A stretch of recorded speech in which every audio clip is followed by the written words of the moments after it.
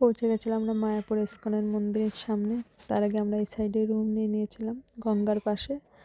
তারপরে চলে গেছিলাম মন্দিরের ভিতরে। এই যে মেন মন্দিরের গেটটা, এটা ভিতর সাইডটা। দেখো কত সুন্দর জায়গাটি, এবং সবথেকে বড় কথা হচ্ছে শান্তির জায়গা, একদম মন মুগ্ধকর জায়গা এবং শান্তির একটা জায়গা, এত সুন্দর। আর এইগুলো যে কাউন্টারগুলো, এগুলো হচ্ছে খাবারের, এখানে দেওয়া হয়, প্রসাদ দেওয়া হয়, তার জন্য টিকিট কাটতে হয়। তো আমরা তার জন্য টিকিট কেটে নিচ্ছিলাম আর চারি সাইডটা একটু ঘুরে দেখছিলাম। তো আমরা 2 দিন মতো ছিলাম, কিন্তু সব জায়গার ভিডিওটা ঠিকমতো আসলে করে ওঠা হয়নি। যারা গেছে তারা অবশ্যই জানে যে ওখানে যেখানে ভগবান থাকে সেখানকার ভিডিও করা যায় না।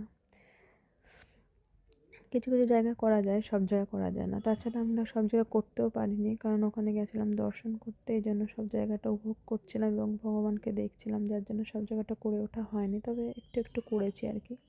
তো এতটাই সুন্দর, এতটাই ভালো লেগেছে যে একবার গেলে মনে হয় বারবার যাই।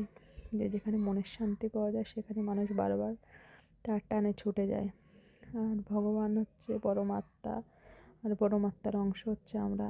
তো আত্মার তো তার পরমাত্মার টানে যাবেই, এই জন্যই এতটা ভালো লাগে, এতটা শান্তি লাগে।